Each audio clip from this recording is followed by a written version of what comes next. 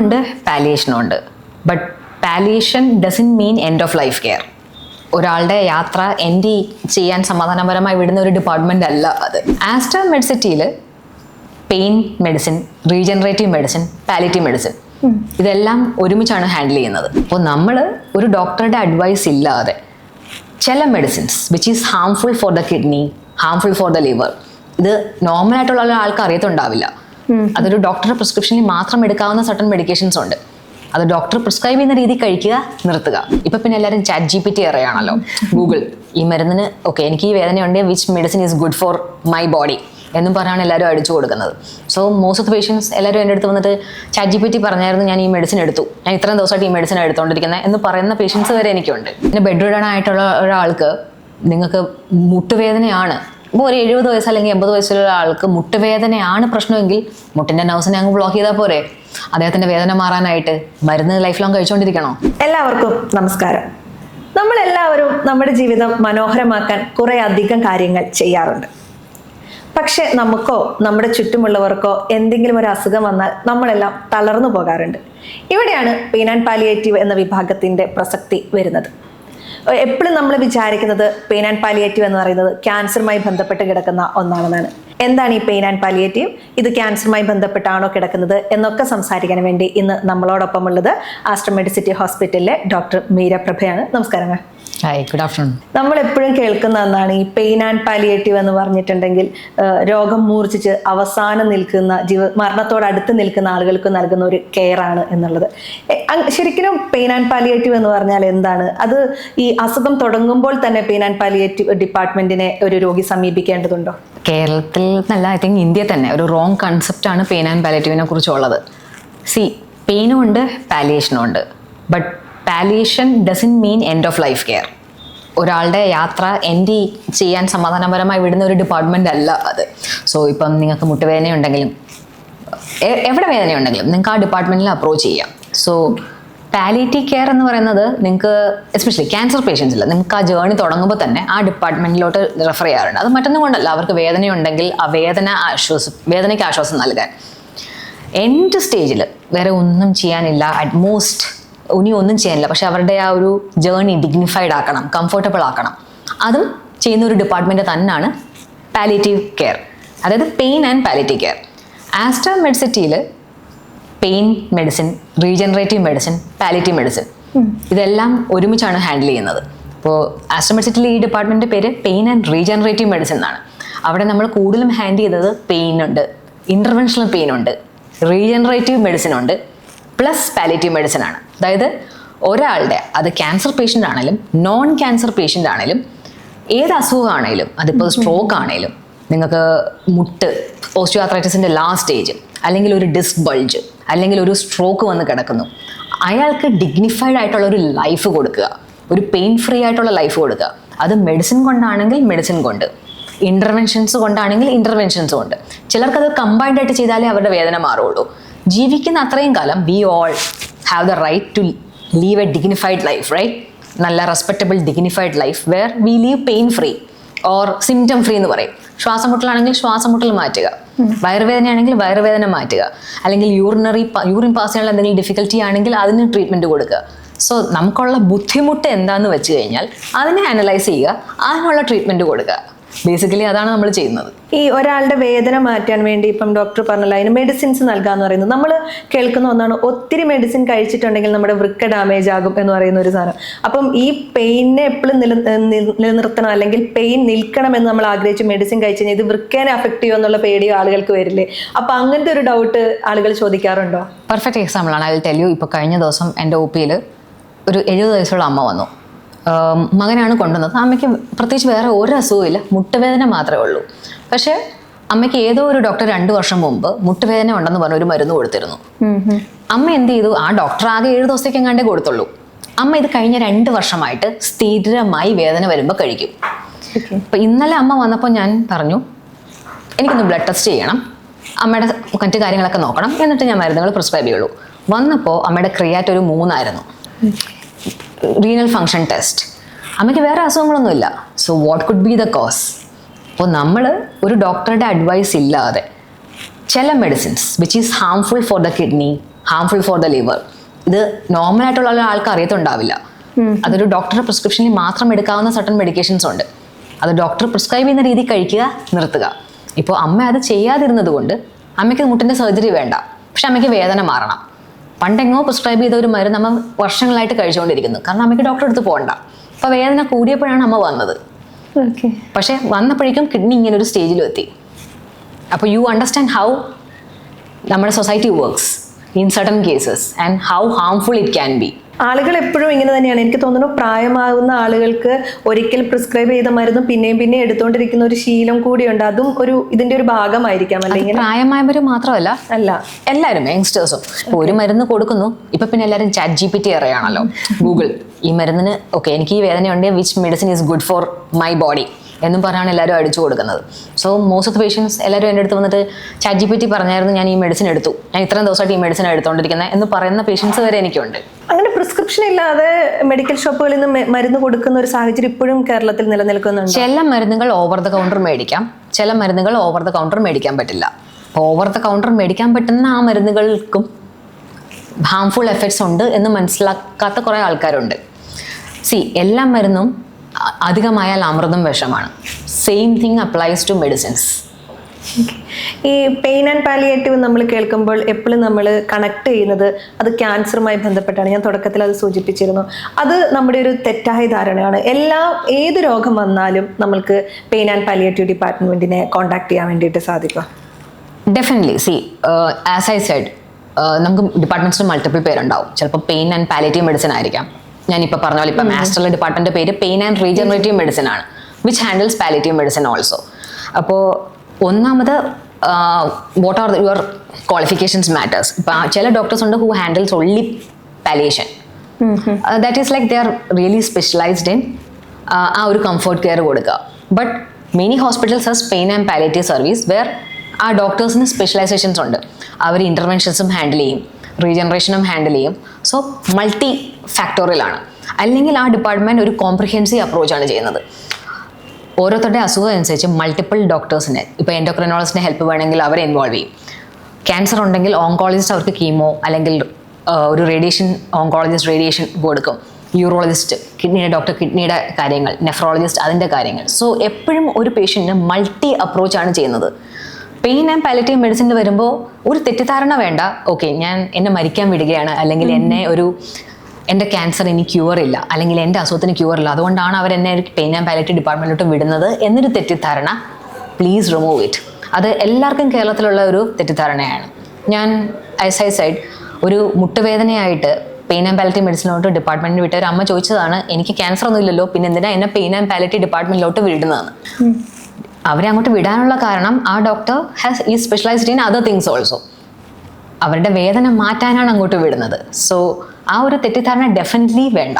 എനിക്ക് തോന്നുന്നു നമ്മുടെ ഉള്ളിലൊക്കെ വന്നിരിക്കുന്ന ഒരു തെറ്റിദ്ധാരണയുടെ കാരണം നമ്മൾ പെയിൻ ആൻഡ് പാലിയേറ്റീവ് എന്ന് പറയുമ്പോൾ ഒരു സന്നദ്ധ സംഘടന ഉണ്ടാവും നാട്ടുപുറങ്ങളിലൊക്കെ. അത് വേഗം ആംബുലൻസ്, വീൽ ചെയർ, ഇങ്ങനത്തെ ഫെസിലിറ്റീസ് ഒക്കെ എടുക്കാൻ. അപ്പം അതുപോലെ എന്താ പറയുക, ഈ ഹോസ്പിറ്റലിൽ നിന്ന് ഇനി ചികിത്സയൊന്നും നൽകേണ്ടതില്ല എന്ന് പറഞ്ഞു വിടുന്ന രോഗികളെ പിന്നെ വന്ന് നോക്കുന്നത് ഈ വിഭാഗത്തിൽപ്പെട്ട അല്ലെങ്കിൽ ഇങ്ങനെ ഒരു ഗ്രൂപ്പിന്റെ ഭാഗമായിട്ടുള്ള ആളുകളാണല്ലോ.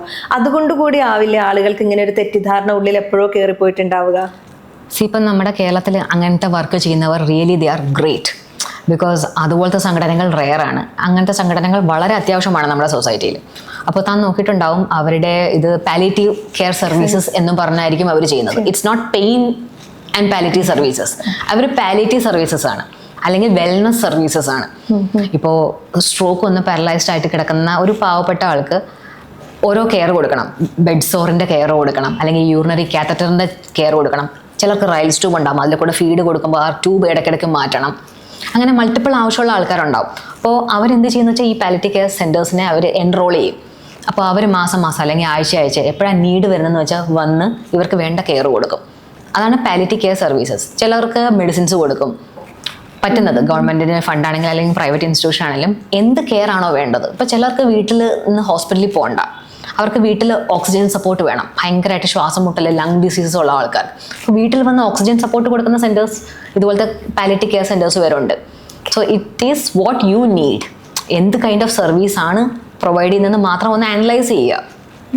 ഈ പാലിയേറ്റീവ് കെയറും ICUവും വെന്റിലേറ്ററും ഇതൊക്കെ തമ്മിൽ എങ്ങനെയാണ് വ്യത്യാസപ്പെട്ടിരിക്കുന്നത്? നമ്മൾ പാലിയേറ്റീവ് കെയർ എന്ന് പറയുമ്പോൾ ICU വേണ്ടാത്ത, ഇപ്പം ഫോർ എക്സാമ്പിൾ ഒരു എക്സാമ്പിൾ പറയാണ്, എനിക്കൊരു ക്യാൻസർ ഉണ്ട്. ആ ക്യാൻസർ എൻ്റെ ബോഡിയിലെ മൾട്ടിപ്പിൾ ഭാഗത്തോട്ട് സ്പ്രെഡ് ചെയ്ത് കഴിഞ്ഞു. എനിക്കൊരു 80 വയസ്സുണ്ട്. അപ്പോൾ ഫാമിലി അല്ലെങ്കിൽ ആ പേഷ്യൻ്റ് ചൂസ് ചെയ്യും. നമ്മളെപ്പോഴും പേഷ്യൻറ്റിൻ്റെ വില്ലാണ് ആദ്യം നോക്കുന്നത്. അപ്പോൾ എൻ്റെ പേഷ്യൻ്റ് പറയുകയാണ്, എനിക്കിനി കീമോ വേണ്ട, ഇനി എനിക്ക് എന്തെങ്കിലും വരികയാണെങ്കിൽ പ്ലീസ് എന്നെ വെന്റിലേറ്ററിൽ ഇടരുത്, എന്നെ ICUലോട്ട് ഷിഫ്റ്റ് ചെയ്യരുത്, അല്ലെങ്കിൽ എനിക്കൊരു കിഡ്നി ഫെയിലായി കഴിഞ്ഞാൽ എന്നെ ഡയാലിസിസ് ചെയ്യരുത്. അപ്പോൾ ഈ പേഷ്യൻറ്റിനെ നേരെ പാലിയേറ്റീവ് കെയറിലോട്ട് മാറ്റും. അവരാണ് ഈ പാലിയേറ്റീവ് കാറ്റഗറി വരുന്നത്. കാരണം ഇവർക്ക് ആക്റ്റീവായിട്ടൊന്നും വേണ്ട. അവർക്ക് പിന്നെ വേണ്ടത്, ഓക്കെ ഞാൻ ജീവിക്കുന്നു, അപ്പോൾ എനിക്ക് വേദനയുണ്ടോ, അപ്പോൾ ആ പാലിയേറ്റീവ് കെയറുകാർ അവർക്ക് വേദന മാറ്റാനുള്ളത് ചെയ്തു കൊടുക്കും. ശ്വാസം മുട്ടലുണ്ടോ, അപ്പോൾ അതിന് മെഡിസിൻസ് കൊണ്ട് മാത്രം എന്തെങ്കിലും ശ്വാസം മുട്ടൽ മാറ്റാൻ പറ്റുമെങ്കിൽ അത് ചെയ്തു കൊടുക്കും. പക്ഷെ അത് അവരുടെ വില്ലായിരിക്കും. അവർക്ക് വെന്റിലേറ്റർ വേണ്ട, ഡയാലിസിസ് വേണ്ട, അങ്ങനത്തെ മറ്റു കാര്യങ്ങൾ. അതുപോലെ ഇഞ്ചക്ഷൻ വെച്ചുകൊണ്ട് നമുക്ക് ഈ വേദന കുറയ്ക്കാൻ വേണ്ടിയിട്ട് സാധിക്കില്ല. അപ്പം മെഡിസിൻ മാത്രമല്ലാതെ നമുക്കൊരു തീരുമാനത്തിലേക്ക് എത്താൻ പറ്റില്ലേ? ഡെഫിനറ്റ്ലി. ചോദിക്കുന്നത് വേദനയെ കുറിച്ചാണെങ്കിൽ, നമ്മൾ വേദന വരുമ്പോൾ ആദ്യം എല്ലാവർക്കും മെഡിസിൻ ആണ് കൊടുക്കുന്നത്. നിങ്ങളുടെ ഓരോ അസുഖം അനുസരിച്ച് ആദ്യം നിങ്ങളുടെ ഫുൾ ഹിസ്റ്ററി എടുക്കും. നിങ്ങൾക്ക് ഷുഗർ ഉണ്ടോ, പ്രഷർ ഉണ്ടോ, ഹാർട്ടിൻ്റെ അസുഖം ഉണ്ടോ. കാരണം ഓരോ അസുഖമുള്ളവർക്കും ഓരോ ടൈപ്പ് പെയിൻ കില്ലേഴ്സ് ആയിരിക്കും. എല്ലാവർക്കും എല്ലാ മെഡിസിനും ഒരേപോലെ അല്ല കൊടുക്കുന്നത്. ഒരു ഹാർട്ടിൻ്റെ അസുഖമുള്ള ആൾക്ക് വേറൊരു തരം മെഡിസിൻ ആയിരിക്കും. ഒരു കിഡ്നിയുടെ അസുഖമുള്ള ആൾക്ക് അവോയ്ഡ് ചെയ്യേണ്ട ഒരുപാട് മെഡിസിൻസ് ഉണ്ടാവും. അതുപോലെ തന്നെ നിങ്ങൾക്ക് ഒരു ലിവർ ഡിസീസ് ഉണ്ടെന്ന് വെച്ചോ, ക്രോണിക് ലിവർ ഡിസീസ്, CLD എന്ന് പറയും. നിങ്ങൾക്ക് ചിലപ്പോൾ പാരസെറ്റമോൾ പോലും കഴിക്കാൻ പറ്റത്തില്ല. ബിക്കോസ് പാരസെറ്റമോളും ലിവർ ഇഞ്ചുറി ആഡ് ചെയ്യുന്ന ഒരു ഡ്രഗാണ്. സോ നിങ്ങളുടെ അസുഖം അറിഞ്ഞിട്ട് മാത്രമേ ഒരു ഡോക്ടർ അതിനനുസരിച്ച് മെഡിസിൻ കുറിക്കുകയുള്ളൂ. അതിലും ആ മെഡിസിൻ കൊടുത്തിട്ട് നിങ്ങളുടെ വേദന മാറിയില്ലെങ്കിൽ അപ്പോൾ നമ്മൾ ഇന്റർവെൻഷണൽ പെയിൻ മാനേജ്മെന്റ് എന്ന് പറയും. അത് IV മെഡിസിൻസിന്റെ കാര്യമല്ല പറയുന്നത്. മെഡിക്കേഷൻസിൽ തന്നെയാണ് ഓറൽ മെഡിസിൻസും IV മെഡിസിൻസും വരുന്നത്. ഇന്റർവെൻഷണൽ പെയിൻ മെഡിസിൻ എന്ന് പറഞ്ഞു കഴിഞ്ഞാൽ പ്രൊസീജിയേഴ്സ് ആണ്. ഇപ്പോൾ നിങ്ങൾക്ക് നീ പെയിൻ ഉണ്ട്, ഇപ്പോൾ ജെനിക്കുലർ നെർവ് ബ്ലോക്സ്, മുട്ടിന് ചുറ്റുമുള്ള നെർവ്സിനെ ബ്ലോക്ക് ചെയ്യാം. ഷോൾഡർ പെയിൻ ഉണ്ട്, ഷോൾഡറിന് ചുറ്റുമുള്ള നെർവ്സിനെ ബ്ലോക്ക് ചെയ്യാം. ഡിസ്ക് ബൾജ് ഉണ്ട്, ഡിസ്ക് ചുറ്റും വരുന്ന നെർവ്സിനെ മരവിപ്പിക്കാം. അങ്ങനെ ഇന്റർവെൻഷൻസ് ഒരുപാട് തരത്തിലുണ്ട്. ആളുകൾക്ക് ഇതിനെക്കുറിച്ചൊരു അവയർനെസ് ഉണ്ട്. ഇപ്പൊ എനിക്കിവിടെ ഷോൾഡറിനൊരു പെയിൻ ഉണ്ട്, ഈ ഒരു ഭാഗം മാത്രം ഇഞ്ചക്ഷൻ വെച്ചിട്ട് വേദന കുറയ്ക്കാം എന്ന് ആളുകൾക്ക് അത്രത്തോളം ഒരു അറിവുണ്ടോ? ഇല്ലെന്നാണ് എൻ്റെ വിശ്വാസം. അപ്പോൾ അവർ വന്നിട്ട് അങ്ങനെ ഒരു ഓപ്ഷൻസിനെ കുറിച്ച് ചോദിക്കാറുണ്ടോ? അങ്ങനെയുള്ള ഓപ്ഷൻസ് അവർ ഡയറക്റ്റ് ചോദിക്കാറില്ല. യൂഷ്വലി അവർ ഏതെങ്കിലും ഒരു ഡോക്ടറെ കാണും. ആ ഡോക്ടർക്ക് ഈ ഒരു ഫീൽഡിനെ കുറിച്ച് വിവരം ഉണ്ടെങ്കിൽ ഈ ഡോക്ടറെ ഒന്ന് കണ്ടു നോക്കൂ, മെഡിസിൻ കൊണ്ട് മാറിയില്ലെങ്കിൽ ഈ ഡോക്ടർ ഇഞ്ചക്ഷൻ വെച്ച് നിങ്ങളുടെ വേദന മാറ്റും എന്ന് പറയാറുണ്ട്. ഈ ഒരു ഭാഗം അല്ലെങ്കിൽ ഏതെങ്കിലും ഒരു ഏരിയ ഇഞ്ചക്ഷൻ വെച്ച് മരവിപ്പിക്കുന്ന ഒരു രീതിയാണല്ലോ, അത് പിന്നെ നമുക്ക് ജീവിതത്തിൽ വേറെ എന്തെങ്കിലും തരത്തിലുള്ള വെല്ലുവിളി ഉയർത്താനുള്ള സാധ്യതയുണ്ടോ? ഒന്നുമില്ല. അതാണ് ഏറ്റവും വലിയ ബെനിഫിറ്റ്. ഇപ്പോൾ സയൻസ് അത്ര അഡ്വാൻസ്ഡ് ആണ്. ഇപ്പോൾ ആസ്റ്ററിൽ ഇപ്പം നമ്മൾ ചെയ്യുന്നത്, നമുക്ക് അൾട്രാസൗണ്ട്സ് ഉണ്ട്, പ്രൊസീജിയർ റൂംസ് ഉണ്ട്. നേരെ വരിക, നിങ്ങൾക്ക് മെഡിസിൻ കൊണ്ട് വേദന മാറിയില്ലെങ്കിൽ ഈ പ്രൊസീജിയർ റൂമിലോട്ട് നേരെ കയറുക, അൾട്രാസൗണ്ട് വെച്ച്. ഇപ്പോൾ ഷോൾഡറിലാണെങ്കിൽ ഡയബറ്റിക് പേഷ്യൻസിൽ എപ്പോഴും വരുന്ന ഒരു കണ്ടീഷനാണ് അഡ്ഹസീവ് ക്യാപ്സുലൈറ്റിസ്, സ്റ്റക്ക് ഷോൾഡർ. നിങ്ങൾക്ക് മൂവ് ചെയ്യാൻ പറ്റത്തില്ല, ഭയങ്കര വേദനയായിരിക്കും. അതിന് മെഡിസിൻ കൊണ്ട് മാറിയില്ലെങ്കിൽ, ഡയബറ്റിക്സ് ആയതുകൊണ്ട് തന്നെ നമുക്ക് ഒരുപാട് പെയിൻ കില്ലേഴ്സ് കൊടുക്കാൻ പറ്റില്ല. കാരണം ഡയബറ്റീസ് കൊണ്ട് തന്നെ അവരുടെ കിഡ്നിക്ക് ഒരു ഡാമേജ് വന്നിട്ടുണ്ടാവും. അപ്പോൾ പെയിൻ കില്ലേഴ്സ് കൊടുക്കുമ്പോൾ ഡയബറ്റിക് പേഷ്യൻസിനെ നമ്മൾ എപ്പോഴും ഭയങ്കരമായിട്ട് ശ്രദ്ധിക്കണം. അപ്പോൾ അവർക്ക് ഇന്റർവെൻഷൻസ്, ഈ അൾട്രാസൗണ്ട് വെച്ച് ഇവരുടെ ഈ ഏരിയ കണ്ടിട്ട് നമ്മൾ അവിടെ മരുന്ന് ഇഞ്ചക്ട് ചെയ്ത് വെക്കും, അവിടുത്തെ ചുറ്റും നെർവിനെ മരവിപ്പിക്കും. Most of the patients they go back to the normal. അവരുടെ പെയിൻ അവിടെ ഡിസപ്പിയർ ആവുക ചെയ്യുന്നത്. എത്ര കാലത്തേക്ക് ഇങ്ങനെ നമുക്ക് വേദന? യൂഷ്വലി എല്ലാവർക്കും ഒരു ഇഞ്ചക്ഷൻ മതി, വീണ്ടും വരാറില്ല. പക്ഷേ ഇവരുടെ കണ്ടീഷൻ വീണ്ടും അൺകൺട്രോൾ ഡയബറ്റീസിലോട്ടൊക്കെ പോവുകയാണ്, ഷുഗർ ഫ്ലക്ച്വേഷൻ മെയിൻറ്റൈൻഡ് അല്ല, അപ്പോൾ വീണ്ടും ഇത് വരാനുള്ള സാധ്യതയുണ്ട്. അത് അവരുടെ ഡിസീസിന്റെ പ്രോസസ്സ് കാരണമാണ്. ഒരു സാധാരണക്കാരന് ഇത് താങ്ങാൻ വേണ്ടിയിട്ട് സാധിക്കും? ഇതിന്റെ ഒരു സാമ്പത്തിക ചെലവ് എന്ന് പറയുന്നത് അതുകൊണ്ട് കൂടിയാവും ആളുകൾ ഇതിനേക്ക് അറിയാതിരിക്കുന്നതും എത്താതിരിക്കുന്നതും. അഫോർഡബിൾ ആണ്. ഐ ഡോണ്ട് തിങ്ക് ആരും ഇത് പ്രൊവൈഡ് ചെയ്യുന്ന ഹോസ്പിറ്റൽസ് ആരും അങ്ങനെ ഭയങ്കര ചാർജ് ഒന്നും എടുക്കുന്നില്ല. It's really affordable.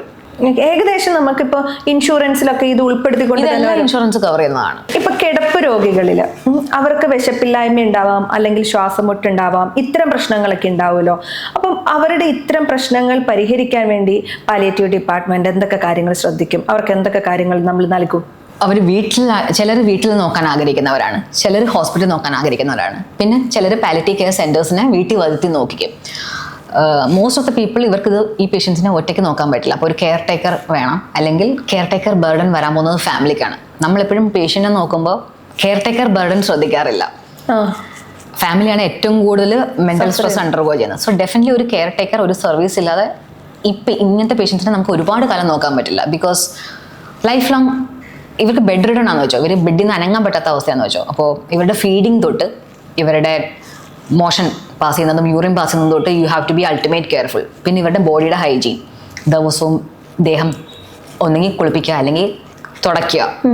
Feeding tube വഴിയാണെങ്കിൽ ചിലർക്ക് പെഗ് എന്ന് പറയും, ഗ്യാസ്ട്രോസ്റ്റോമി ട്യൂബ് ഉണ്ടാവും, അതുവഴിയായിരിക്കും ഫീഡ് കൊടുക്കുന്നത്. അപ്പോൾ ഈ ട്യൂബിൻ്റെ കെയർ, യൂറിനറി കാത്തറ്ററിൻ്റെ കെയർ, മോഷൻ പാസ് ചെയ്ത് കഴിഞ്ഞാൽ ആ ഏരിയയുടെ കെയർ, സോ എവറിത്തിങ് ഒന്ന് ചിന്തിക്കുക. പിന്നെ ഇവർക്ക് മെഡിസിൻസ് കൊടുക്കുന്നത്, ചിലർ റൈൽ ട്യൂബിൽ കൂടെ മെഡിസിൻസ് കൊടുക്കുന്നത് നമ്മൾ ഇടിച്ച് പൊടിച്ച് ഒരു സിറിഞ്ചിലാക്കി മരുന്ന് കൊടുത്ത് ഫ്ലഷ് ചെയ്യും. ചിലപ്പോൾ ഫ്ലഷ് ചെയ്തില്ലെങ്കിൽ എന്ത് പറ്റും, ട്യൂബ് ബ്ലോക്ക് ആവും. അതുപോലെ തന്നെ യൂറിനറി കാത്തറ്റർ, ഇത്ര നാളുകൾ കൂടുമ്പോൾ യൂറിനറി കാത്തറ്റർ ചേഞ്ച് ചെയ്യണം, ഇല്ലെങ്കിൽ ആ കാത്തറ്റർ കാരണം ഇൻഫെക്ഷൻ വരും. Long term catheterisation ഉള്ളവരിൽ definitely UTI വരാറുണ്ട്, യൂറിനറി ട്രാക്ട് ഇൻഫെക്ഷൻ വരാറുണ്ട്. അപ്പോൾ പിന്നെ നമ്മൾ യൂറിനറി ട്രാക്ട് ഇൻഫെക്ഷനെ ട്രീറ്റ് ചെയ്യണം. അപ്പോൾ ഇവർ പനി വല്ലതും കാണിക്കുകയാണെങ്കിൽ നമ്മൾ ഒന്നെങ്കിൽ യൂറിനറി ഇൻഫെക്ഷൻ ആണോ, അല്ലെങ്കിൽ ദേഹത്ത് ഒരുപാട് കിടക്കുന്ന ആൾക്കാർക്ക് ബാക്കിൽ സോറ് വരാം, ബെഡ് സോറ് കാരണം ഇൻഫെക്റ്റഡ് ആയതാണോ. ഇനി ഇല്ലെങ്കിൽ ഇവർ ഇങ്ങനെ കിടക്കുകയാണെങ്കിൽ കുറേ കാലം കിടക്കുന്ന പേഷ്യൻസിന് ലങ് ഇൻഫെക്ഷൻ വരും. കാരണം മൈക്രോ ആസ്പിറേഷൻ ന്യൂമോണിയ ഇവരിൽ ആദ്യം വരുന്നത് അതാണ്. നമ്മൾ എത്ര പ്രിവെൻറ്റ് ചെയ്താലും ഈ ട്യൂബ് ഫീഡിങ് ഒക്കെ നടത്തുന്ന ആൾക്കാർക്ക് ഇവർക്ക് സ്വയം കഫം തുപ്പാനുള്ള കപ്പാസിറ്റി ഇല്ലല്ലോ. സോ മൈക്രോ ആസ്പിറേഷൻ ന്യൂമോണിയാസ് വരും. അപ്പോൾ ഇതെല്ലാം കെയർ ചെയ്യണം ഒരു ബെഡ് റിഡൺ പേഷ്യൻറ്റിൽ. ഈ കൂടെ നിൽക്കുന്ന ആളുകൾക്ക് നമ്മൾ എങ്ങനെയാണ് സപ്പോർട്ട് കൊടുക്കുന്നത്? അങ്ങനെ എന്തെങ്കിലും ഒരു ഫെസിലിറ്റി ഇപ്പം മാമിൻ്റെ ഒക്കെ ഡിപ്പാർട്ട്മെന്റിലുണ്ടോ? ഡെഫിനറ്റ്ലി. കാരണം അവരുടെ കെയർ ബർഡൻ കുറയ്ക്കാനാണല്ലോ ഒരു നേഴ്സ് അല്ലെങ്കിൽ ഒരു ടീം വീട്ടിൽ ചെന്ന് ഇവർക്ക് ഗൈഡൻസ് കൊടുക്കുന്നതും ഇവരുടെ കുറച്ച് കാര്യങ്ങൾ ചെയ്തു കൊടുക്കുന്നതും. അല്ലെങ്കിൽ ഒരു നഴ്സിംഗ് കെയർ ഒരാളെ അവിടെ കൊടുക്കും, so that they will do all these things for the family. Because ഫാമിലിക്ക് മാത്രം ഇത് ഹാൻഡിൽ ചെയ്യാൻ പറ്റില്ല, it's too much burden for them. ഇപ്പോൾ അങ്ങനെ കിടപ്പായ രോഗികൾ മരണപ്പെട്ട് കഴിഞ്ഞു കഴിഞ്ഞാൽ കുടുംബങ്ങൾക്ക് ഭയങ്കര മെന്റലി ചിലപ്പോൾ ഡൗൺ ആവാനുള്ള ഒരു സാധ്യതയുണ്ടല്ലോ. അവർക്കപ്പം ഇപ്പം പാലിയേറ്റീവ് ഡിപ്പാർട്ട്മെന്റ് പ്രത്യേകമായിട്ട് എന്തെങ്കിലും കൗൺസിലിംഗ് പോലെയുള്ള സൗകര്യങ്ങളൊക്കെ ഒരുക്കി നൽകാറുണ്ടോ? ആ ജേർണി സ്റ്റാർട്ട് ചെയ്യുന്നത് അവരുടെ ഡിസീസ് ഐഡന്റിഫൈ ചെയ്യുമ്പോൾ തൊട്ടാണ്. You break the bad news എന്ന് പറയാറില്ലേ, അത് പേഷ്യൻറ്റിനോട് അത് പറയുന്നതിൻ്റെ കൂട്ടത്തിൽ തന്നെ നമ്മളത് ഫാമിലിയോടും പറയും. സോ എത്രത്തോളം അത് പേഷ്യൻറ്റിനെ ബ്രേക്ക് ചെയ്യുന്നോ അതുപോലെ തന്നെ അത് ഫാമിലിയെ ബ്രേക്ക് ചെയ്യും, ഇല്ലേ? സോ ദാറ്റ് ജേർണി, ആ പേഷ്യൻറ്റിൻ്റെ കെയർ ഗീവർ സപ്പോർട്ട്, അത് വൈഫാണേലും മക്കളാണേലും, ആ സപ്പോർട്ട് ആ first day of breaking the news തൊട്ട് നമ്മൾ തുടങ്ങും. എങ്ങനെയാണ് ഒരാളോട് ഇതെത്ര കാലം എന്നറിയില്ല അല്ലെങ്കിൽ അങ്ങനെ ഒരു ബാഡ് ന്യൂസ് ആണല്ലോ ഒരാളെ സംബന്ധിച്ചിടത്തോളം, എങ്ങനെയാണ് പറയാൻ വേണ്ടിയിട്ട് സാധിക്കുക? മാം അത് എങ്ങനെയാണ് ഹാൻഡിൽ ചെയ്യുക? അവരുടെ റിയാക്ഷൻസ് നമ്മൾ എടുക്കേണ്ടതുണ്ടല്ലോ നമ്മുടെ മുന്നിൽ തന്നെ. മോസ്റ്റ് ഇമ്പോർട്ടൻ്റ്ലി നമ്മളും സാധാരണ മനുഷ്യരാണല്ലോ. അതെ, നമുക്ക് ആ ഒരു ഡിഗ്രി ഉണ്ട്, നമ്മൾ ആ ഒരു പൊസിഷനിൽ ഇരിക്കുന്നു എന്ന് മാത്രമല്ലേ ഉള്ളൂ. സോ നമുക്കത് ഭയങ്കര മനസ്സിലാക്കാൻ പറ്റും. സോ അത് ആ ന്യൂസ് ബ്രേക്ക് ചെയ്യുമ്പോൾ നമ്മൾ അവരുടെ ഒരു പാർട്ടാണ്, ആ ഫാമിലിയുടെ ഒരു പാർട്ടാണ് എന്ന് അവർക്ക് മനസ്സിലാക്കുമ്പോൾ they just go along with it. എന്തെങ്കിലും എക്സ്പീരിയൻസ് ഉണ്ടോ ഇങ്ങനെ ഏതെങ്കിലും ഒരു രോഗിയോട് പറയുമ്പോൾ മാമിനെയും അത് അഫക്ട് ചെയ്ത രീതിയിലുള്ള എന്തെങ്കിലും? ഒരുപാട്. ഈ ഒരു ജേർണി ഓഫ് മെഡിക്കൽ ഫീൽഡ് അതുപോലത്തെ പല ടൈപ്പിലുള്ള പേഷ്യൻസിനാണ് നമ്മുടെ മുമ്പിൽ എത്തിച്ചിരിക്കുന്നത്. So there are days where നമ്മളും അവരുടെ കൂടെ ഇരുന്ന് കരയും, അതാണ് സത്യം. ഞാൻ റീസെൻ്റ്ലിയും കൂടെ ഇരുന്ന് കരഞ്ഞതേ ഉള്ളൂ. ബിക്കോസ് അത് അതുപോലെ ഒരു പേഷ്യൻ്റ് ആയിരുന്നു, ഒരു ഡോക്ടർ തന്നെ ആയിരുന്നു, ഹു പാസ്ഡ് അവേ റീസെൻ്റ്ലി. നമുക്ക് അവരുടെ ഫാമിലിയോട് പ്രത്യേകിച്ചൊന്നും പറയാനില്ല. എന്തുകൊണ്ടാണ് ഇത്തരം ഒരു ഡിപ്പാർട്ട്മെന്റ് മാം തിരഞ്ഞെടുക്കാനുള്ളൊരു കാരണം? ഇത് നമ്മൾ ജീവിതത്തിൻ്റെ ഏറ്റവും പെയിൻ, അതോടൊപ്പം തന്നെ ജീവിതത്തിൻ്റെ ഒരു പ്രധാനപ്പെട്ട ഘട്ടത്തിൽ നിൽക്കുമ്പോഴാണല്ലോ നിങ്ങളുടെ അടുത്തേക്ക് ആളുകൾ എത്തുക. അപ്പോൾ ഇത് ചൂസ് ചെയ്യാമെന്ന് തീരുമാനിച്ചത് എന്തുകൊണ്ടാണ്? ഒന്നാമത്തത്, എനിക്ക് ആ ഒരു കേരളത്തിൽ എല്ലാവർക്കും ഉള്ളൊരു മിസ്കൺസെപ്ഷൻ ഉണ്ടല്ലോ, ഇത് എൻഡ് ഓഫ് ലൈഫ് കെയർ ആണ് എന്നൊരു കൺസെപ്റ്റ് മാറ്റണമായിരുന്നു. പിന്നെ എല്ലാവരുടെയും ജീവിതത്തിൽ ഒരു വേദന മാറ്റിക്കഴിഞ്ഞാൽ അവർക്ക് ജീവിക്കാം, പെയിൻ ഫ്രീ ആയിട്ട് ജീവിക്കാം, ഡിഗ്നിഫൈഡ് ആയിട്ട് ജീവിക്കാം എന്ന് കാണിച്ചു കൊടുക്കണമെന്ന് തോന്നി. ബിക്കോസ് പെയിൻ ഉണ്ടെങ്കിൽ, ഇപ്പം എനിക്കൊരു വേദനയുണ്ട്, ആ വേദന കാരണമാണല്ലോ എനിക്ക് ജോലിക്ക് പോകാൻ പറ്റാത്തത്, അല്ലെങ്കിൽ എനിക്ക് എന്തെങ്കിലും ഒരു പോസിറ്റീവ്, ഞാൻ ഡിപ്രഷനിലോട്ട് പോകുന്നത്. അപ്പോൾ ആ ഒരു തിങ്കിങ് ഒരാളുടെ ചേഞ്ച് ചെയ്ത് ആളുടെ വേദന മാറ്റിക്കഴിഞ്ഞാൽ he can live a good life, right? അപ്പോൾ ആ വേദന മാറ്റുന്നതിൽ ഒരു സുഖം കണ്ടെത്തി. അപ്പോൾ ആ ഒരാളിൽ വേദന മാറിയിട്ട് എൻ്റെ മുമ്പിൽ വന്ന് എൻ്റെ വേദന മാറി, ഇപ്പം ഞാൻ ജോലിക്ക് പോകുന്നുണ്ട്, ഇപ്പം I am happy, I can live with my family, I am back to normal എന്ന് പറയുമ്പോൾ ഭയങ്കര ഒരു സന്തോഷം എനിക്ക് കിട്ടുന്നത്. ഈ പെയിൻ ആൻഡ് റിജനറേറ്റീവ് ഡിപ്പാർട്ട്മെന്റ് ഏതൊക്കെ ഹോസ്പിറ്റലിൽ കേരളത്തിൽ അവൈലബിൾ ആണ്? ആസ്റ്റർ ഓക്കെ, വേറെ ഇപ്പോൾ റീജനറേറ്റീവ് മെഡിസിനും കൂടെ കമ്പൈൻ ചെയ്ത് ഇവിടെ കൊച്ചിയിൽ ഇപ്പോൾ ആസ്ട്രോ മെഡിസിറ്റിയിൽ ആണ് ഉള്ളതാണ് എൻ്റെ അറിവ്. പെയിൻ ആൻഡ് പാലിയേറ്റീവ് മെഡിസിൻ നേരത്തെ തന്നെ കേരളത്തിൽ മുഴുവനായിട്ടുണ്ട്. ചില ഹോസ്പിറ്റൽസിൽ മാത്രമേ ഉള്ളൂ ഇന്റർനാഷണൽ പെയിൻ മെഡിസിൻ ഉള്ളത്. അതായത് എല്ലാം സർവീസസും കമ്പൈൻഡ് ആയിട്ട് കൊടുക്കുന്നത്, പെയിനും ഇന്റർവെൻഷനും റീജനറേറ്റീവും എല്ലാം കമ്പൈൻഡ് ആയിട്ട് കൊടുക്കുന്നത് very rare hospitals, few in hand മാത്രമേ ഉള്ളൂ. ഇപ്പോഴും സമൂഹത്തിൽ നിലനിൽക്കുന്ന എന്നാൽ മാറണമെന്ന് മാം ആഗ്രഹിക്കുന്ന കാര്യം എന്താണ്? ഈ ഒരു misconception, like pain and palliative medicine എന്ന് പറഞ്ഞു കഴിഞ്ഞാൽ ആ ഡിപ്പാർട്ട്മെന്റ് ഞാൻ നിങ്ങളെ മരിക്കാൻ വിടുന്ന ഒരു ഡിപ്പാർട്ട്മെന്റ് ആണ് എന്നൊരു തെറ്റിദ്ധാരണ മോസ്റ്റ്ലി നമ്മുടെ നാട്ടിലുള്ള എല്ലാവർക്കും ഉണ്ട്. ഇപ്പോൾ ഒരു ഡോക്ടർ നിങ്ങളോട് പറയുകയാണ് പെയിൻ ആൻഡ് പാലിയേറ്റീവിലോട്ട് പോകും എന്ന് പറഞ്ഞു കഴിഞ്ഞാൽ ദാറ്റ് ഡസൻ മീൻ ആ ഡോക്ടർ നിങ്ങളെ കൈവിട്ടു മരിക്കാനായിട്ട് വിടുക എന്നുള്ളത് തെറ്റിദ്ധാരണ വേണ്ട. When I was working in one of the hospital, ഇതുപോലെ ഒരു പേഷ്യൻ്റ് എന്നോട് വന്ന് ചോദിച്ചതാണ്, എന്നെ ആ ഡോക്ടർ കൈവിട്ടെന്ന് തോന്നുന്നു, അതുകൊണ്ടാണ് ഡോക്ടർ എടുത്തോട്ട് വിട്ടതെന്ന്. അപ്പോൾ ഞാൻ പറഞ്ഞു അങ്ങനെയല്ല, ആ ഡോക്ടർ നിങ്ങളുടെ ട്രീറ്റ്മെൻറ്റ് ചെയ്യുന്നുണ്ട്, നിങ്ങൾക്ക് കീമോ തരുന്നുണ്ട്, റേഡിയേഷൻ തരുന്നുണ്ട്, അദ്ദേഹത്തിൻ്റെ പാർട്ട് ചെയ്യുന്നുണ്ട്. നിങ്ങളുടെ വേദന മാറ്റുക, നിങ്ങൾക്കൊരു കംഫർട്ടബിൾ ജേർണി തരിക, അല്ലെങ്കിൽ നിങ്ങളുടെ ബാക്കി ബുദ്ധിമുട്ടുകൾ മാറ്റുക, അതിനു വേണ്ടിയാണ് നമ്മുടെ സ്പെഷ്യലൈസ്ഡ് ഡിപ്പാർട്ട്മെൻറ്റിലോട്ട് വിട്ടിരിക്കുന്നത്. ഈ ഡിപ്പാർട്ട്മെന്റിനോടൊപ്പം തന്നെ സൈക്കോളജി ഡിപ്പാർട്ട്മെന്റോ ക്ലിനിക്കൽ സൈക്കോളജി കൊളാബ് ചെയ്ത് വർക്ക് ചെയ്യേണ്ടത് ഒരു സാഹചര്യമുണ്ടോ? അങ്ങനെയാണോ വർക്ക് ചെയ്യുന്നത്? അങ്ങനെ തന്നെയാണ് വർക്ക് ചെയ്യുന്നത്. ഞാൻ പറഞ്ഞല്ലോ, ഇപ്പം വേദന എന്ന് പറഞ്ഞാൽ തന്നെ അതൊരു കോംപ്രിഹെൻസീവ് പെയിൻ അപ്രോച്ച് എന്നാണ് ഞങ്ങൾ പറയുന്നത്. ഒരു ഡോക്ടർക്ക് എല്ലാ ക്വാളിഫിക്കേഷൻസും ഒരുമിച്ചില്ല. നമ്മൾ ചിലപ്പോൾ സംസാരിക്കുമ്പോൾ ആ പേഷ്യൻ്റ് ആശ്വാസം കിട്ടും, അപ്പോൾ ചിലപ്പോൾ സൈക്കോളജിസ്റ്റിന് ആവശ്യം വരാറില്ല. But there are many families and patients who need proper psychology support. നമുക്ക് സൈക്കോളജി ടീമുണ്ട്. ഇപ്പോൾ ന്യൂറോ സർജറി വേണമെങ്കിൽ ന്യൂറോ സർജറി സപ്പോർട്ട്, കാർഡിയോളജി വേണമെങ്കിൽ കാർഡിയോളജി സപ്പോർട്ട്. ഓരോ ഡിപ്പാർട്ട്മെൻറ്റ്സും are playing hand in hand for the patient benefit. അല്ലാതെ ഒരൊറ്റ ഡോക്ടറുടെ കഴിവുകൊണ്ടല്ല എല്ലാ കാര്യങ്ങളും നടക്കുന്നത്. ഇറ്റ്സ് എ ടീം അപ്രോച്ചാണ്, ഒരു ടീം വർക്കാണ് എപ്പോഴും. ഈ ഏജ് കാറ്റഗറി എങ്ങനെയാണ് ഡോക്ടറിന്റെ അടുത്തേക്ക് വരുന്നത്? അത് കൂടുതലും പ്രായമായ ആളുകളാണോ വരുന്നത്, അതോ കുട്ടികൾ മുതൽ അല്ലെങ്കിൽ ഒരു 30 വയസ്സ് അങ്ങനെയൊക്കെ ഏതെങ്കിലും ഒരു ഏജ് കാറ്റഗറി ഉണ്ടോ? ഒരു ഏജ് കാറ്റഗറി ഇല്ല, എല്ലാ ഏജ് ഗ്രൂപ്പും, അത് കുട്ടികൾ തൊട്ട് ഏറ്റവും പ്രായമായവർ വരെ ഫുൾ ഏജ് ഗ്രൂപ്പ് വരും. അത് ക്യാൻസർ പേഷ്യൻ്റ് തന്നെ അല്ലല്ലോ, ഞാൻ പറയില്ലേ, വേദന ആരനുഭവിക്കുന്നോ അത് ഏത് ടൈപ്പിലെ വേദനയാണേലും അവരെല്ലാവരും വരും. ഇപ്പോൾ നിങ്ങളെപ്പോലുള്ള കൊച്ചു പെൺകുട്ടികൾ മെൻസ്ട്രൽ പെയിൻ ആയിട്ട് വരും. മെൻസ്ട്രേഷൻ ഒരു പെയിൻ അല്ലേ, നിങ്ങൾക്ക് എല്ലാ മാസവും കിട്ടുന്ന ഒരു പെയിൻ അല്ലേ അത്. ആ പെയിൻ സഹിക്കാൻ പറ്റാത്ത ഒരുപാട് ആൾക്കാരുണ്ട്. ഗൈനക്കോളജിസ്റ്റിന് കൊടുത്തു കഴിഞ്ഞാലും നിൽക്കാൻ പറ്റാത്ത ഒരുപാട് പെയിൻ ഉണ്ട്. അപ്പോൾ അതിൻ്റെ പെയിൻ മാനേജ്മെൻറ്റ് ഒരു എൻ്റയർലി ഡിഫറെൻറ്റ് ഏരിയ ആണ്. പിന്നെ എൻഡോമെട്രിയോസിസ്, നിങ്ങൾക്ക് തന്നെ ഫീമെയിൽസിന് വരുന്ന എൻഡോമെട്രിയോസിസ്, അല്ലെങ്കിൽ പെൽവിക് ഇൻഫ്ലമേറ്ററി ഡിസീസ്, അല്ലെങ്കിൽ വജൈനൽ ഇൻഫെക്ഷൻസിൻ്റെ പെയിൻ, അല്ലെങ്കിൽ യൂട്രസിൻ്റെ ഫൈബ്രോയിഡ് ഉള്ള പെയിൻ. അപ്പോൾ അത്രയും ഫൈബ്രോയിഡിൻ്റെ പെയിൻ ഒന്നും ചിലർക്ക് താങ്ങാനേ പറ്റില്ല. അപ്പോൾ അതും മാനേജ് ചെയ്യുന്നത് ഇതേ പെയിൻ ഡിപ്പാർട്ട്മെൻ്റ് ആണ്. സോ യു അണ്ടർസ്റ്റുഡ്, നിങ്ങൾക്ക് മെൻസ്ട്രേഷൻ തുടങ്ങുന്ന കാലം തൊട്ട് ഞങ്ങൾക്ക് പേഷ്യൻസ് ഉണ്ട്. അപ്പോൾ അത് ഏജിൻ്റെ കാറ്റഗറി എന്ന് ആലോചിച്ച് നോക്കിയേ. ഓക്കെ, ഇതെനിക്കൊരു പുതിയ അറിവായിരുന്നു. കാരണം നമുക്ക് മെൻസ്ട്രൽ പെയിൻ വരുന്ന സമയത്ത് നമ്മൾ ഏറ്റവും കൂടുതൽ ഏതെങ്കിലും ഒരു മെഡിസിൻ എടുത്തിട്ട് എല്ലാവരും, എനിക്ക് തോന്നുന്നു നിങ്ങൾ എല്ലാവരും എടുക്കുന്ന ഒരു ടാബ്ലറ്റ് ആണ് മെഫ്താൽസ്പാസ്. അതെടുക്കും, അല്ലെങ്കിൽ ഒരു പാരസെറ്റമോൾ എടുക്കും. അതിനും ഇപ്പം ആ മെഡിസിൻ എല്ലാവരും എടുക്കും. നേരത്തെ ഡോക്ടർ പറഞ്ഞ സമയത്ത് ഞാനിങ്ങനെ ചിന്തിച്ചിരുന്ന ഒരു കാര്യമാണ്, ഓരോ മെഡിസിനും ഓരോ പെയിനും ഓരോ മെഡിസിൻ ആണെന്ന് പറഞ്ഞല്ലോ. പക്ഷെ നമ്മളെല്ലാവരും ഇപ്പം ചിലപ്പോൾ തലവേദന വന്ന് ഡോളോ കഴിക്കുന്നവരുണ്ട്, പനി വന്ന് ഡോളോ കഴിക്കുന്നവരുണ്ട്, ഈവൻ വയറുവേദന, ചെവിവേദന, എല്ലാത്തിനും നമ്മൾ ഏതെങ്കിലും ഒരു മെഡിസിനെ അഭയം തേടാറുണ്ട്. ഈ നാട്ടിൽ എത്രയോ പേർക്ക് മൈഗ്രെയിൻ ഉണ്ട്. മൈഗ്രെയിൻ പെർസിസ്റ്റന്റ് ആയിട്ട് നിൽക്കുന്നവരുടെ ട്രീറ്റ്മെന്റ് ലൈനേ വേറെയാ. ഇനി മൈഗ്രെയിൻ പെർസിസ്റ്റന്റ് ആയിട്ട് നിന്ന് മരുന്നിൽ നിൽക്കുന്നില്ലെങ്കിൽ നമുക്ക് മൈഗ്രെയിന് തന്നെ ഇതുപോലത്തെ ഇന്റർവെൻഷൻസ് ഉണ്ട്. ബോട്ടോക്സ് ഇഞ്ചക്ഷൻസ് ഉണ്ട്. നിങ്ങൾ ബോട്ടോക്സ് സൗന്ദര്യവർദ്ധത്തിന് മാത്രമല്ലേ കേട്ടിട്ടുള്ളൂ. ബോട്ടോക്സ് നമുക്ക് മൾട്ടിപ്പിൾ പെയിന് ഉപയോഗിക്കാം, വേദന മാറ്റാൻ തന്നെ ഉപയോഗിക്കാം. ഇപ്പം എനിക്ക് മൈഗ്രെയിൻ ഉണ്ടെങ്കിൽ ഞാനിപ്പം ഡോക്ടറിന്റെ അടുത്താണോ അപ്പോൾ വന്ന് സമീപിക്കേണ്ടത്? നിങ്ങൾക്ക് ഇപ്പം നിങ്ങൾ കാണാൻ പോകുന്ന ഒരു ജനറൽ മെഡിസിൻ ഡോക്ടറെ ആയിരിക്കും, അല്ലെങ്കിൽ ഒരു ന്യൂറോളജിസ്റ്റിനെ ആയിരിക്കും. അവരുടെ അടുത്ത് നിന്നിട്ട് നമ്മുടെ ഡിപ്പാർട്ട്മെന്റിലും നോർമലി പേഷ്യൻസ് വരും. കാരണം ആൾക്കാർക്ക് അറിയില്ല ഒരു പെയിൻ മെഡിസിൻ ഡിപ്പാർട്ട്മെന്റ് ഇതുപോലെ മൈഗ്രെയിൻ ഹാൻഡിൽ ചെയ്യുമെന്ന്. യൂഷ്വലി നിങ്ങൾ ഇതുപോലത്തെ ഇപ്പോൾ ആസ്റ്ററിൽ ഞാൻ കാണുന്നത് ഇവർക്കൊന്നും ഹാൻഡിൽ ചെയ്യാൻ പറ്റിയില്ലെങ്കിൽ, അത്ര പെർസിസ്റ്റന്റ് മൈഗ്രെയിൻ ആണെങ്കിൽ ദേ സെൻഡ് ടു അസ്. അപ്പോൾ യൂഷ്വലി ചിലപ്പം ഞാൻ മെഡിസിൻ ആയിരിക്കും കൊടുക്കുന്നത്, അല്ലെങ്കിൽ ചിലപ്പോൾ ഞാൻ ബോട്ടോക്സ് ഇഞ്ചക്ഷൻസ് ആയിരിക്കും ചെയ്യുന്നത് കൺസേൺഡ് ഏരിയയുടെ നെർവ് ബ്ലോക്ക് ചെയ്യാനായിട്ട്. അപ്പോൾ അവരുടെ വേദന മാറും. ഒരു ഇഞ്ചക്ഷൻ മതിയാകും? ഒരു ഇഞ്ചക്ഷൻ മതി. എത്ര ദിവസം നമ്മൾ അവിടെ വന്ന് അതിന്റെ പ്രൊസീജിയേഴ്സ് ഒക്കെ ഹാൻഡിൽ ചെയ്യേണ്ടി വരും? ദിവസം വേണ്ട, അതാണ് അടുത്ത റോങ് കൺസെപ്റ്റ്.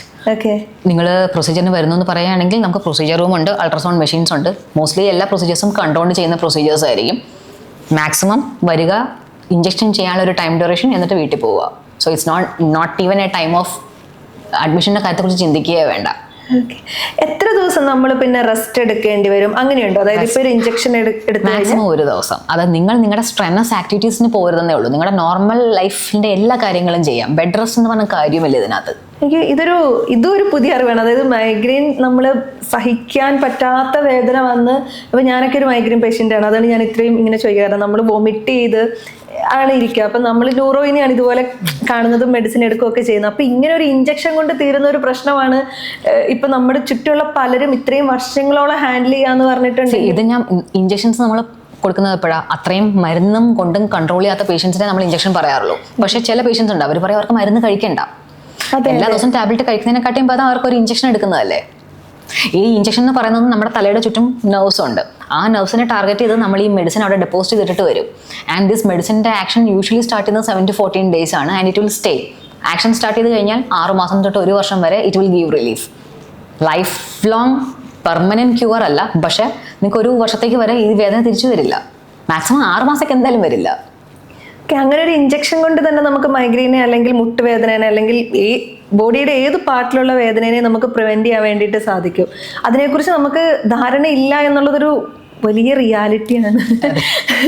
ഡോക്ടറിനോട് ആരെങ്കിലും ഇപ്പം മൈഗ്രെയിൻ ഒക്കെ ഇഞ്ചക്ഷൻ എടുക്കുന്ന തലയുടെ പല ഭാഗങ്ങളിലായിരിക്കുമല്ലോ, അപ്പോൾ ആളുകൾക്ക് ഒരു ഭയം ഉണ്ടാകാനുള്ള ഒരു സാധ്യത ഉണ്ടായിരുന്നു. കാരണം കയ്യോ കാലോ പോലെ അല്ലല്ലോ നമ്മൾ തലയിലേക്ക് ഒരു ഇഞ്ചക്ഷൻ, തലയുടെ അകത്ത് കയറ്റിയല്ലോ ഇഞ്ചക്ഷൻ എടുക്കുന്നത്. ഇപ്പം നിങ്ങൾ ബോട്ടോക്സ് എടുക്കാറുണ്ട് എപ്പോഴാണ്? സൗന്ദര്യ സംരക്ഷണത്തിന്. എനിക്കിവിടെ വ്രിങ്കിൾ വന്ന് ബോട്ടോക്സ് എടുക്കും. അതിന് പോകാൻ നിങ്ങൾക്ക് പേടിയില്ലല്ലോ. അപ്പോൾ ആ സെയിം മരുന്ന് ഒരു എക്സ്പീരിയൻസ് ഡോക്ടർ, നിങ്ങളുടെ ഓരോ ഏരിയയിൽ എവിടെ നെർവ് ഉണ്ട് എന്ന് അറിയാവുന്ന ഒരു ഡോക്ടർ ആ ഏരിയസിൽ ഡെപ്പോസിറ്റ് ചെയ്യുമ്പോൾ it works very well for your other pains. ഇപ്പം നിങ്ങളുടെ ഷോൾഡറിലെ നെർവ് എവിടെയാണെന്ന് എനിക്കറിയാമെങ്കിൽ ഞാൻ ബ്ലൈൻഡ് ആയിട്ടും അല്ല ഇഞ്ചെക്ട് ചെയ്യുന്നത്. അൾട്രാസൗണ്ടിൻ്റെ ഗൈഡൻസിൽ കണ്ടുകൊണ്ട് മാത്രമേ ഇത് ചെയ്യുള്ളൂ. ഓക്കെ. സോ അത് ട്രോമ അവോയ്ഡ് ചെയ്യും. ശരിക്കും എനിക്ക് തോന്നുന്നു ഇതിനെക്കുറിച്ച് പലരും സംസാരിക്കാത്തത് കൊണ്ടാണോ ആളുകൾ ഇത് അറിയാതെ പോകുന്നത്? ഇങ്ങനെ അവയർനെസ് തന്നെയാണ് പ്രശ്നം.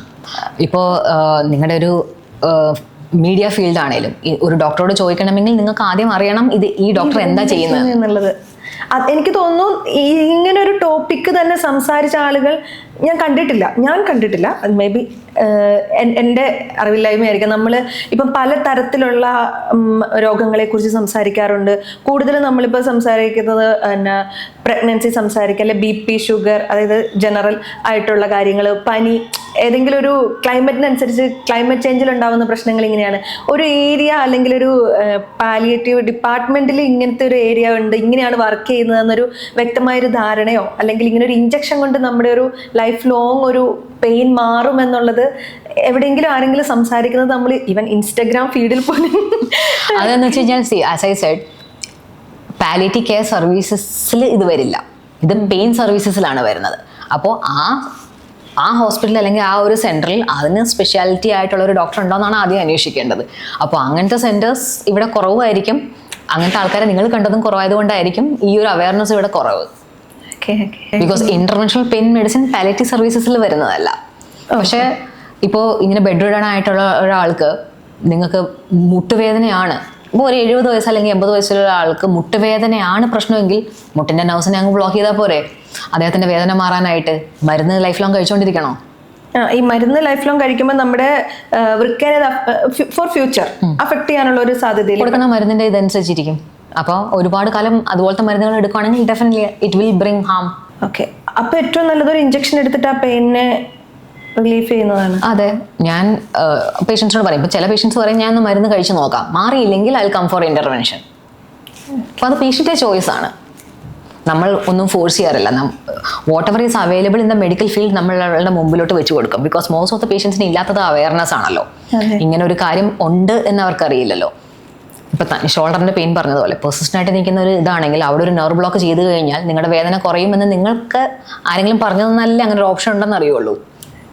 ഇപ്പം ഡോക്ടറോട് ഒന്നും കൂടെ ഞാൻ ചോദിക്കട്ടെ, ഇപ്പം എനിക്കിപ്പോൾ എന്തെങ്കിലും ഒരു അസുഖമായിരിക്കുന്നു, ഞാൻ തീരുമാനിക്കുകയാണ് എനിക്ക് ഇന്ന ട്രീറ്റ്മെൻറ്റ് വേണ്ട അല്ലെങ്കിൽ എനിക്ക് ഇന്ന കാര്യങ്ങൾ വേണ്ട എന്ന് പറഞ്ഞാൽ അത് അംഗീകരിക്കുക, ഡോക്ടേഴ്സ് ഇപ്പം അംഗീകരിച്ച് അതിനനുസരിച്ചുള്ള മെഡിസിൻ അല്ലെങ്കിൽ ട്രീറ്റ്മെൻറ്റ് ആയിരിക്കും എനിക്ക് മാറ്റി തരിക? ഡെഫിനറ്റ്ലി. അതാണല്ലോ നമ്മുടെ റൈറ്റ് ഓഫ് വിൽ, നമ്മുടെ വിൽ എന്ന് പറയുന്നത്. ഇപ്പം എല്ലാവരും അവനവൻ്റെ വില്ല് എഴുതി വെക്കുന്നുണ്ട്. എനിക്ക് പ്രായമാകുമ്പോൾ എനിക്ക് എന്തെങ്കിലും സംഭവിക്കുകയാണെങ്കിൽ ഇന്ന കാര്യങ്ങൾ എനിക്ക് ചെയ്യരുത്.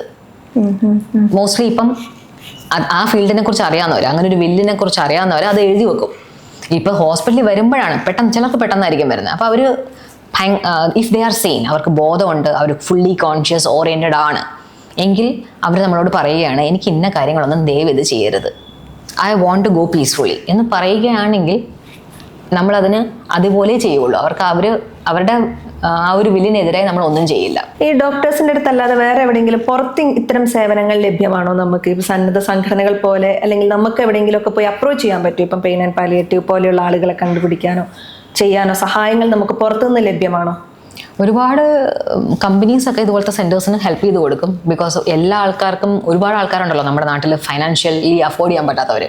അപ്പോൾ പാലിയേറ്റീവ് കെയർ സെൻറ്റേഴ്സ് ഫ്രീ ആയിട്ട് ചെയ്യുന്ന ചില സർവീസ് ഉണ്ട്, ഫ്രീ ആയിട്ട് കൊടുക്കുന്ന കുറേ മെഡിസിൻസ് ഉണ്ട്. പക്ഷേ ചിലർക്ക് ബിയോണ്ട് ദാറ്റ് ആണ്. അപ്പം അങ്ങനത്തെ കാര്യങ്ങൾക്ക് ഹെൽപ്പ് ചെയ്യുന്ന ഒരുപാട് സെൻറ്റേഴ്സ് ഉണ്ട്. ആ പാലിയേറ്റീവ് കെയർ സെൻറ്റേഴ്സിലോട്ട് ഫണ്ട് കൊടുത്തിട്ട് അവർ ഈ പാവപ്പെട്ട ആൾക്കാരെ ഹെൽപ്പ് ചെയ്യും, അതിന് ആവശ്യമുള്ള ആൾക്കാരെ ഹെൽപ്പ് ചെയ്യും. ചിലപ്പോൾ അതൊരു മെഷീനായിട്ടായിരിക്കും. ഇപ്പം ഒരു ആക്സിഡൻറ്റ് പറ്റി കാല് മുറിഞ്ഞു പോയ ഒരാൾ, അയാൾക്കൊരു ആർട്ടിഫിഷ്യൽ ലിംബ്, അതിന് അത്രയും കോസ്റ്റ് ആവുമല്ലോ. അങ്ങനെ ആർട്ടിഫിഷ്യൽ ലിംബിന് വേണ്ടി പൈസ ഇടുന്ന ഒരുപാട് വലിയ കമ്പനീസൊക്കെ ഉണ്ട്. അപ്പം so these palliative care centres അവർക്കത് എത്തിച്ചു കൊടുക്കും. ഈ പാലിയേറ്റീവ് കെയർ വീട്ടിൽ നൽകുന്നതാണോ അതോ ഹോസ്പിറ്റലിൽ നൽകുന്നതാണോ കുറച്ചും കൂടെ better decision? Depends on centres അല്ലെങ്കിൽ ഡിപ്പെൻഡ്സ് ഓൺ ആൾക്കാർ. ജനറലൈസ്ഡ് ആയിട്ട് പറയാൻ പറ്റത്തില്ല. കാരണം ഓരോരുത്തർക്കും എന്ത് സർവീസാണ് വേണ്ടത്, എന്തൊക്കെ ചെയ്യാൻ വീട്ടിൽ പറ്റും, എന്തൊക്കെ വീട്ടിൽ ചെയ്യാൻ പറ്റില്ല, അതിനൊരു ലിമിറ്റേഷൻസ് ഉണ്ട്.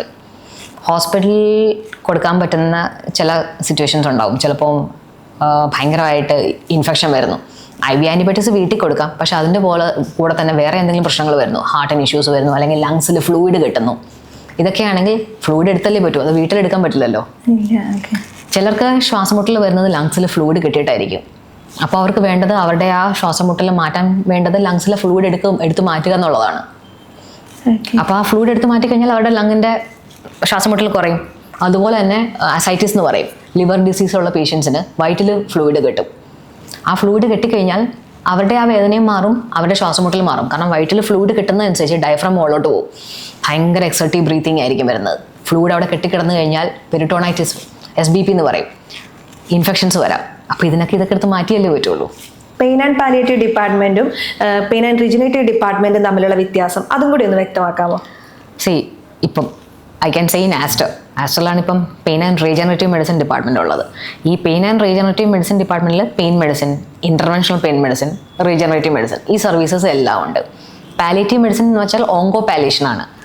അവർ ആണ് ഈ ഇതുപോലെ മറ്റ് പാലിയേറ്റീവ് താങ്കൾ പറഞ്ഞ പോലുള്ള കെയറും എൻഡ് ഓഫ് ലൈഫ് സർവീസസും പക്ഷെ മാനേജ് ചെയ്യുന്നത്. പക്ഷെ അവർ പെയിനും മാനേജ് ചെയ്യും. പക്ഷേ ഇൻ്റർവെൻഷണൽ പെയിൻ മെഡിസിൻ, ഇതുപോലെ നർവ് ബ്ലോക്സും പ്രൊസീജിയേഴ്സും അല്ലെങ്കിൽ റീജനറേറ്റീവ് സർവീസസും യൂഷ്വലി ഉള്ള പാലിയേറ്റീവ് കെയർ സെൻറ്റേഴ്സ് ചെയ്യാറില്ല. അവർ ചെയ്യുന്നത് ഒരു പേഷ്യൻറ്റിനെ കംഫർട്ടബിൾ ആക്കി വെക്കാനുള്ള സർവീസസ് ആണ്. Thank you doctor. നമുക്ക് പെയിൻ ആൻഡ് പാലിയേറ്റീവിനെ കുറിച്ചും എങ്ങനെയാണ് ഇത് പ്രവർത്തിക്കുന്നതെന്നും എന്തൊക്കെ കാര്യങ്ങൾ ശ്രദ്ധിക്കണം എന്നൊക്കെ പറഞ്ഞതിന് thank you so much. Thank you.